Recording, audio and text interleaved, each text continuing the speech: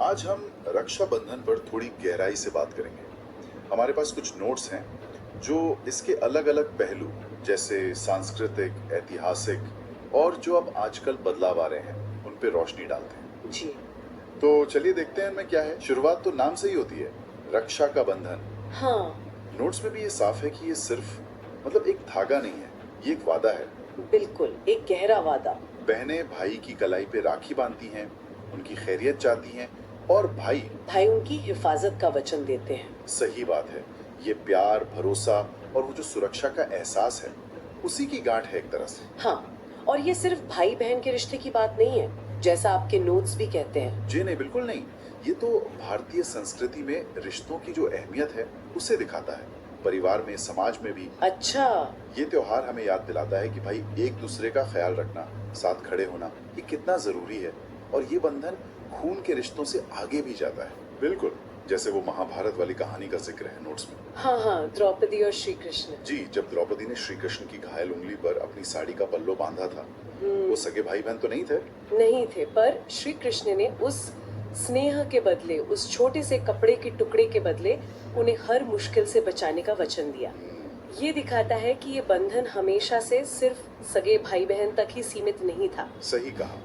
और एक और दिलचस्प कहानी जो नोट्स में है, वो रानी कर्णावती और हुमायूं वाली। हाँ, वो भी काफी अनोखी है, ऐतिहासिक। जब गुजरात के सुल्तान ने चित्तौड़ पर हमला किया, तो रानी कर्णावती ने हुमायूं को राखी भेजी। मदद के लिए। जी, और हुमायूं ने उस राखी का मान भी रखा, मदद के लिए निकले भी। हालांकि वो पहुंच नहीं पाए टाइम पर, वो अलग बात है। हाँ, लेकिन बात वो नहीं, बात ये है कि ये दिखाता है कि कैसे ये धागा कभी-कभी एक राजनीतिक या कूटनीतिक भूमिका भी निभाता था। बिल्कुल, रक्षा का वादा यहाँ राज्य की सुरक्षा से जुड़ गया था एक तरह से। सही। तो इन कहानियों से ये तो साफ है कि रक्षा का मतलब सिर्फ शारीरिक सुरक्षा नहीं है। नहीं, बिल्कुल नहीं, भावनात्मक सहारा भी है, मुश्किल वक्त में साथ देना भी है। अच्छा, अब जरा आजकल पर आते हैं।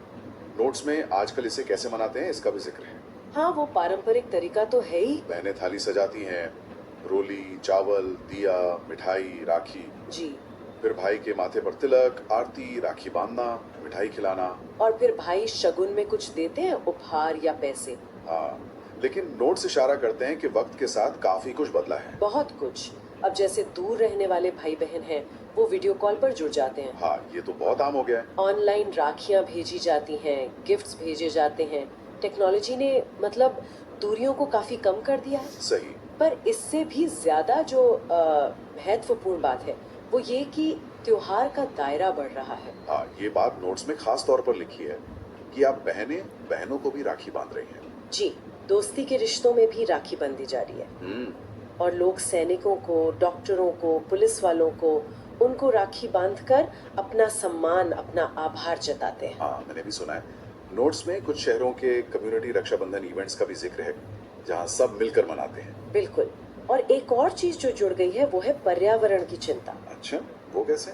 लोग पेड़ों को राखी बांध रहे हैं, उनकी रक्षा का संकल्प ले रहे हैं। अरे वाह।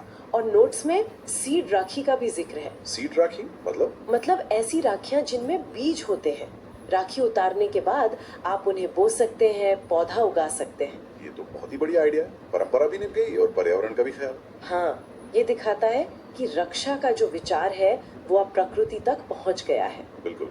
और इन सब रिवाजों और बदलावों को एक ठोस आर्थिक पहलू भी है। नोट्स में कुछ आंकड़े भी दिए हैं। हाँ, वो तो है ही।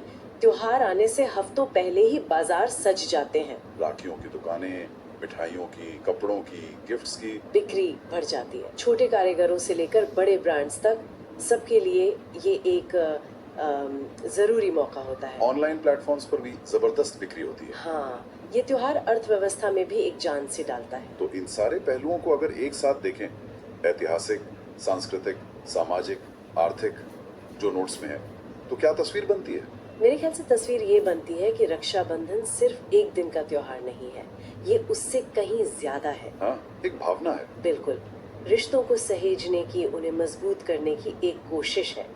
ये दिखाता है कि कैसे हमारी परंपराएं वक्त के साथ बदलती हैं, नए मतलब अपनाती हैं और ज्यादा क्या कहते हैं, समावेशी, मतलब सबको साथ लेकर चलने वाली बन सकती हैं। सही कहा।